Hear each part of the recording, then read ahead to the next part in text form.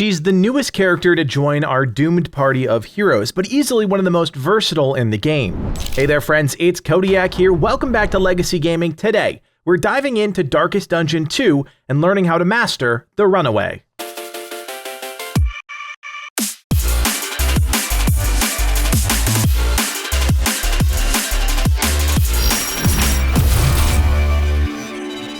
When I first heard there was a new hero coming to Darkest Dungeon 2, I was over the moon. The first game was built around slightly off-kilter archetypes, and since the Runaway was the first and only new character launching with Darkest Dungeon 2, I knew the team was going to spend the time to get her just right. The Runaway leans heavy into damage that often applies the new burn status. I love status effects in this game, and unlocking their true potential can really transform a run, so seeing how many abilities lean into that got me really excited.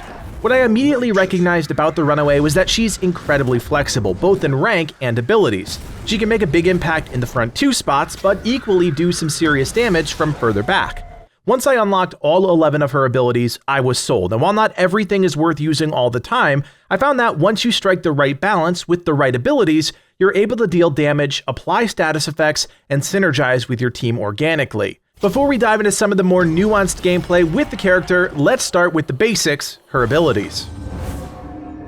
Searing Strike is a frontline damaging ability that inflicts 3 to 6 damage, has a 5% crit chance, and inflicts a 2-tick burn on enemies in the first 2 slots. This is your bread and butter early on and a decent introduction to the Runaway's moveset. Firefly is a backline damaging ability that deals 2 to 4 damage, has a 5% crit chance, and inflicts a 3-tick burn to enemies in the back 3 slots. This ability is the counterpoint to Searing Strike, but that extra burn tick plus the additional targeted slot will prove valuable once we get into the build. Smokescreen is our first utility move. Triggered from the first 2 ranks and capable of targeting the first 3 enemy ranks, this ability blinds the target, giving their next 2 attacks a 50% chance to miss. Run and Hide is another utility move that the Runaway can use from any rank. This ability triggers a stealth token and pushes the hero back 1 rank. It's a great way to avoid taking unnecessary damage, but it's on a 1-turn cooldown. Hearthlight is another utility ability that targets the entire enemy team and can be utilized from any rank. This move removes any stealth tokens the enemies have in play. Again, this one has a 1-turn cooldown. Our first unlocked ability is Ransack. This is a powerful damaging ability that can be used from the first 3 ranks and can target the first 3 enemy ranks. It deals 3 to 6 damage, has a 5% chance to crit, and gives you a little mobility and utility, moving you forward 1 rank and pulling your target 1 rank forward as well. You'll see soon enough, but this ends up being a critical part of my preferred Runaway build. Cauterize is the Runaway's healing maneuver. It can be used from the first 3 ranks and can target anyone on your team so long as they're bleeding. The ability cures the bleed token and heals the target for 25%. Like the other healing abilities in the game, you can only use this move 3 times during a single combat scenario. Controlled Burn is our next ability, and this is an interesting one. This can be used in the first 2 ranks and can target any of the enemy ranks. When used, Controlled Burn applies a special Controlled Burn token to that rank, not the enemy. That means any enemies that end up in that rank will take 2 burn ticks at the start of a turn. Controlled Burn is on a 3-turn cooldown and does ignore dodge, stealth, and blind. Dragonfly is another damaging ability that you can use from the front 2 ranks and targets both enemies in the front 2 ranks. The ability deals 1 to 2 damage, has a 5% chance to crit, applies a 2-tick burn, and tosses you back 1 rank. There's a lot going on here, and while it may not seem like it, this is an incredibly powerful ability that will make up a big part of our build. The last 2 abilities you unlock together during the final Shrine of Reflection. The first is Firestarter, which allows the Runaway to buff another player on their team. When that buffed player attacks, they apply a 2-tick burn for the next 3 turns. This is a powerful buff, but does have its drawbacks. It's got a 2-turn cooldown and can only be used twice during a combat scenario. The final ability is Backdraft, and this is definitely an interesting one. The Runaway can use this from the first 2 spots and target any of the back 3 enemies. The ability takes 50% of the remaining burn ticks on the enemy 1 rank in front of the target and deals that damage to the target you select, ignoring any guard tokens in the process. That means there's the potential for a lot of damage, but there is a 2-turn cooldown on the maneuver. Now that we know what we're working with, it's time to really unpack the Runaway and build up a hero that's going to make an impact during combat. Just keep in mind that this is my personal build and there are plenty of other variations you could try. For me, it comes down to flexibility during combat, the ability to deal damage, inflict burn, move ranks, and heal when necessary. For abilities, I use Firefly, Smokescreen, Ransack, Cauterize, and Dragonfly. This is a ranged focus build that allows me to dance in the second and third ranks as needed. Firefly provides me with the best burn tick rate, and when upgraded, it gets even better. If I need to move up ranks, well, that's where Ransack comes into play. That happens more often than you'd imagine, and it's an effective way to jump back into position and deal some non-burn related damage. Remember, some enemies are highly resistant to burn, so it's good to have something that hits a bit different.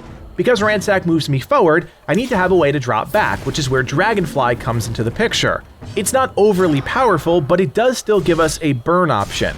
Finally, we have Cauterize and Smokescreen, two really powerful abilities, one for healing, the other for utility. When I was still struggling to find a balance with the hero, I actually nixed Smokescreen for another damaging move, but honestly, I think 3 is enough. Any more and you're just wasting an ability slot, and in this case, any less and you wouldn't be able to move ranks as necessary.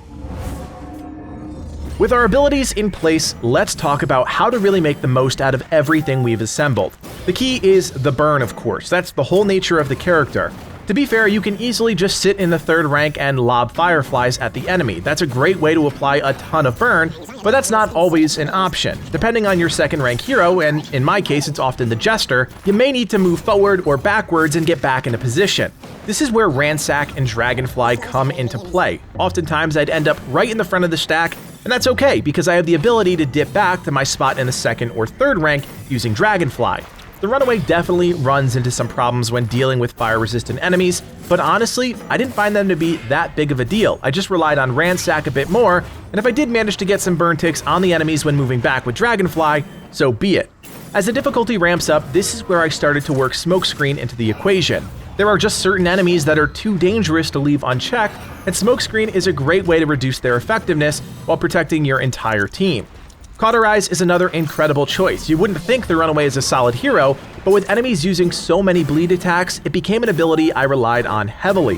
Playing the Runaway is a dance, and a damn fun one, especially if you have the right synergy with the other heroes on your team. To make the Runaway work, you need to have a second hero that has mobility. For me, that always meant having the Jester as my second rank hero. Just as flexible as the Runaway, the Jester can move forwards and backwards as needed, and that's really important considering how often the Runaway is moving ranks. I'm sure there are other options out there, but without having all 11 abilities unlocked for every hero, it's hard to say at this point. It was also really important to have a frontline hero that could protect the Runaway in pressure situations. On my first full clear, that meant the Leper. I would use Withstand liberally to protect my team, especially when heroes like the Runaway were low on HP. I also think it's important to have a second character capable of healing. I haven't ventured too far away from the Plague Doctor at this point, but I think that's a great choice. Battlefield Medicine fills in the gap, clearing other status effects, and Emboldening Vapors is a great way to get a bit more damage out of your team. These are the 4 that worked for me, and truthfully, by the end of my run, I was dancing around enemies left and right, and even during the final few encounters, I rarely worried about losing a hero. I think the synergy is just that good, and a large part of that has to do with the Runaway. No character in Darkest Dungeon is perfect, and that's true even for the Runaway. The first real drawback is the fact that some enemies are just resistant to the burn effect. This obviously happens the most in the Sprawl, but there are always enemies you can focus on that have a slightly lower resistance. The other real issue with the character is her relatively low health pool. Sitting in the mid-30s, tougher enemies can easily chip away at that health and take you out of the equation. Again, we have an answer to that problem: Smokescreen. It's not foolproof, but it's a great way to provide blanket utility against tougher enemies.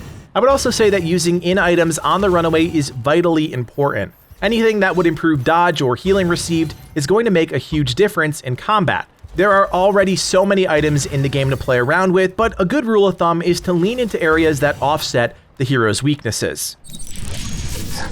I don't think you can truly appreciate how much damage the Runaway is capable of until you see her in action, but trust me when I say she was the linchpin that held my entire team together. If you follow this guide, I promise you'll see exactly what I'm talking about, but remember, one hero alone doesn't make a team. You need to make sure to build out a well-rounded group of heroes to help on the long and dangerous journey to the mountain. Hopefully now you yourself can master the Runaway. If you found this video interesting or helpful, do me a solid and hit that thumbs up and consider subscribing. If you want to see this series continue with the other heroes, also consider dropping us a comment. You can also join us on Discord. We've got a great community of around 7,000 members with a special section dedicated just for Darkest Dungeon 2, so check out that link below and join today. Finally, if you like everything we're doing here at Legacy Gaming and you want to help us out even more, you can now do so by becoming a member. For just a couple bucks, you're helping evolve the channel and take our community to that next level. Check out the join button below to learn more. My name is Codiak, and from everyone here at Legacy Gaming, thanks for watching, and play on.